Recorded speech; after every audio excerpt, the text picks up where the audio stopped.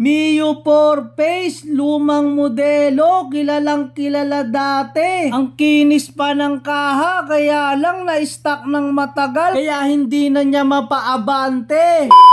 Ito yung Mio Soul or Mio 4 kung tawagin. Ganito rin yung dati kong motor na pinang-show, kaya lang ang hirap hanapin. Baklas-baklas na pala yung ibang kaha kasi dati sinubukan daw paandarin. Problema lang daw dito yung kuryente, kaya lang nasunog daw yung ibang wiring. Kaya in-stock na lang muna ni sir kasi ayaw niya daw munang problemahin. Pero bago ko siya gawin, i-shoutout muna natin yung bagong design ng damit ng Imprint Custom.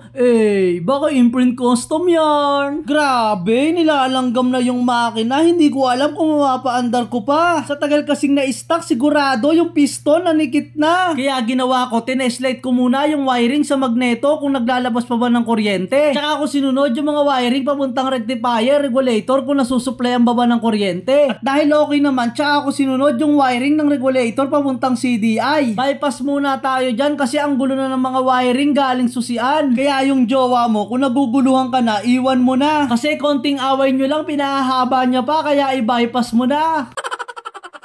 Ito pala yung bypass na ginawa ko para maglabas siya ng kuryente. Kaya sinubukan namin kung maglalabas na nga ba ng kuryente. Positive, meron na. Mapapaandar ko na, kaya lang inabutan kami ng ulan, kaya sabi ko kay sir, itigil na. Kaya habang umuulan, chinek ko na muna yung spark plug kung okay pa ba. Tsaka ako nilinis yung karburador para mamaya mapapaandar ko na. At dahil may kuryente na at okay na yung karburador, start na agad yan.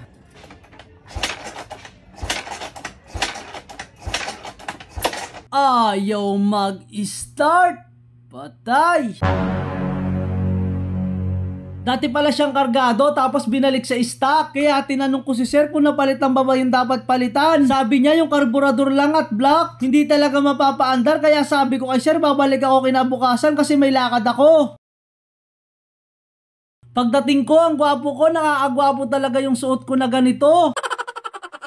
Siyempre, ayoko ng paligoy-ligoy pa. Ibaba na agad natin yung makina para malaman natin kung anong naging problema. Ito yung una ko napansin, yung chain guide putol-putol na. Siyempre, sinilip ko na rin yung piston at block kung may gasgas na. Positive, may gasgas na. Ang sakit na ito sa bulsa. Ito yung mga dapat palitan, pero sabi ni sir, willing naman siyang ipagawa kasi gusto niya na mapaandar yung motor niya. Kaya hindi ko siya bibiguin kasi kailangan ko mapaandar yung motor niya. Fast forward na tayo. Pagkabit ko ng block, tsaka head, tsaka ako kinabit yung karburador nito. Kasi ayoko nang pinapatagal, gusto ko na mapaandar to. Kaya hindi na pinapatagal yan, start na agad yan.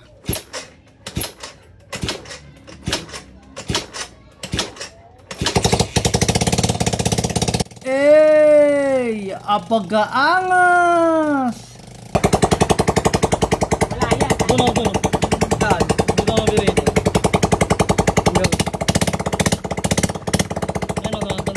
Maluwag pa yun eh. Maluwag pa. Ayos.